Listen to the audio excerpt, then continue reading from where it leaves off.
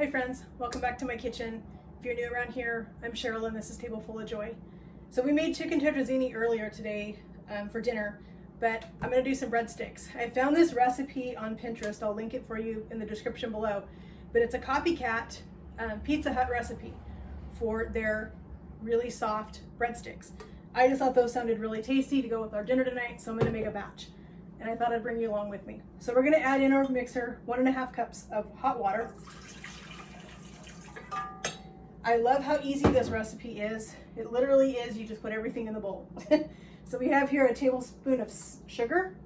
We're gonna add in 2 1/4 or 1 packet of yeast. I don't buy the little packets, I buy the big things at Costco, just because I do so much baking. So it's just easier, more cost effective for me to buy it this way. So we're gonna add 2 1/4 teaspoons of our salt, or of our yeast. Quarter. We got that in. And then we are going to add in 3 tablespoons of olive oil, 1 teaspoon of salt, and then we are going to add 4 cups of flour.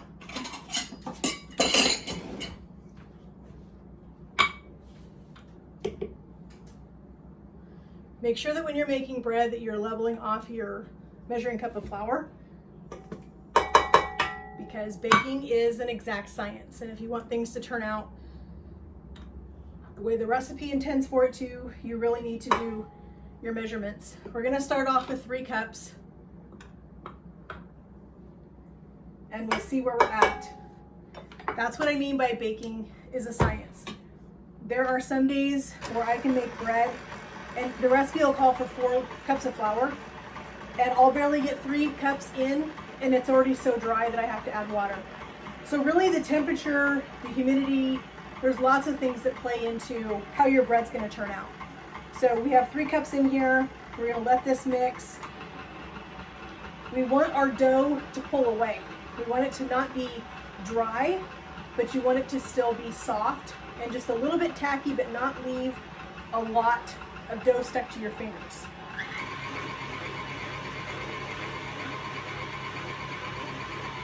I think we're going to go ahead and add another, let's try a 1/2 cup and see where we're at. We might need the rest, but we'll just wait and see what this looks like with the 3 1/2 cups in. I love fresh bread. It is probably one of my weaknesses, so I absolutely love to have fresh bread around.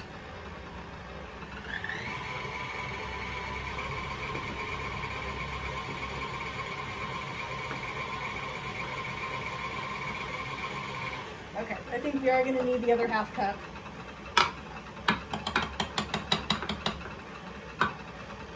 Because it's still pretty loose.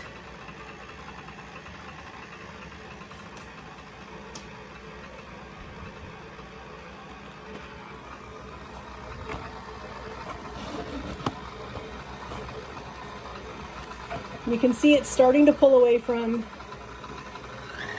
the bowl, and this is going to knead for about 5 minutes in this bowl. So we're just going to let it go for 5 minutes, and it should, as the flour starts to more incorporate into the dough, it should start to pull away. Our dough just went for 5 minutes in the mixer and pulled away from the sides just like we wanted it to in our bowl. You can see it's pulled away. Unlock this. So this is still what we want. Yes, it is a little bit runny still, but that's exactly what we want. We're going to put this on a baking sheet after we roll it out. So I'm going to make sure that I have plenty of flour on my hands. And we're going to get this out of our mixing bowl. Just going to pull this. You can see it's not really sticking to my hand. It's just the right texture.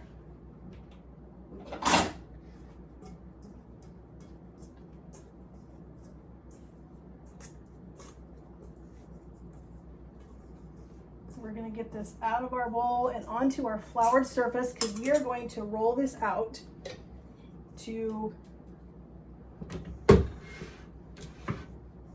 let's move our mixer out of the way.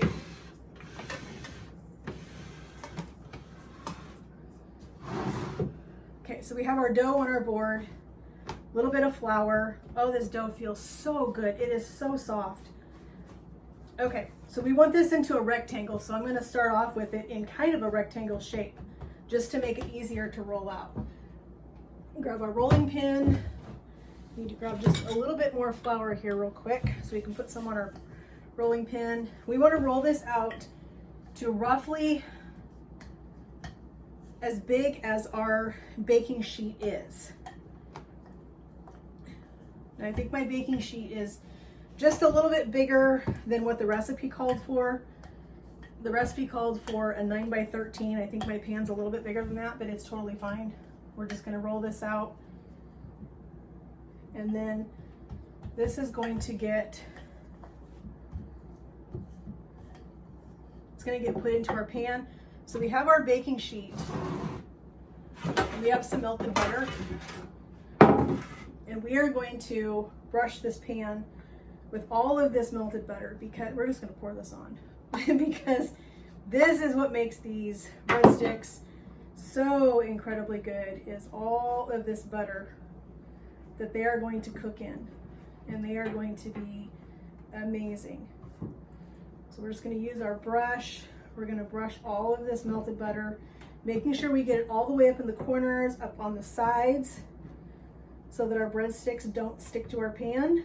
We want everything to be covered in all of this yummy melted butter.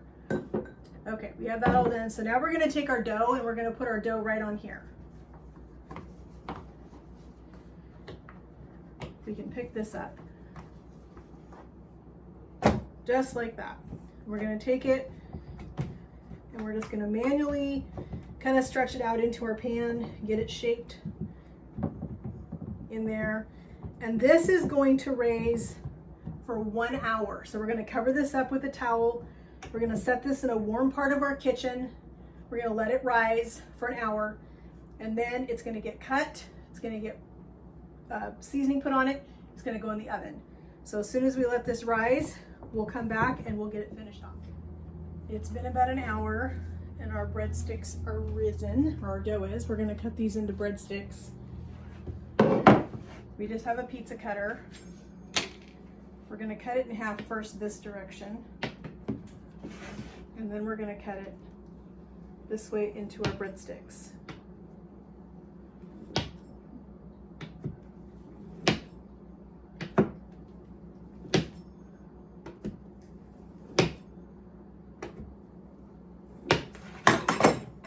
We have some more melted butter. That's what makes these so good, is they're gonna cook in butter on the bottom and they've got butter on the top.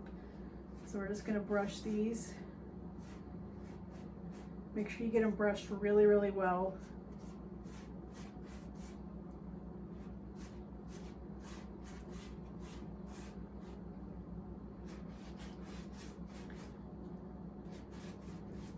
And I'm gonna turn these into garlic breadsticks. So I am gonna use a garlic bread seasoning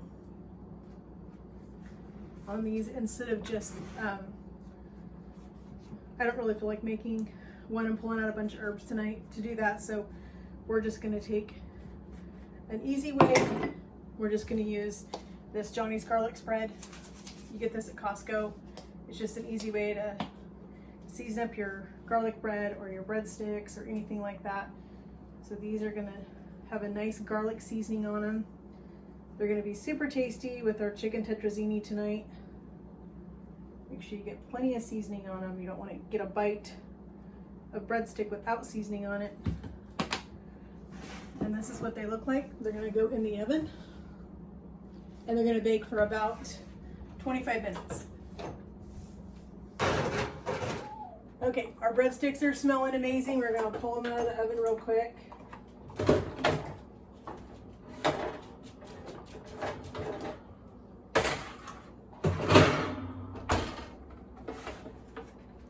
And these look amazing. Those are going to be super tasty with our tetrazzini. Thanks for joining me in my kitchen, friends. If you enjoyed this video, please give it a like. If you're new around here, please subscribe so that you don't miss out on anything that I share. Have a great day, friends.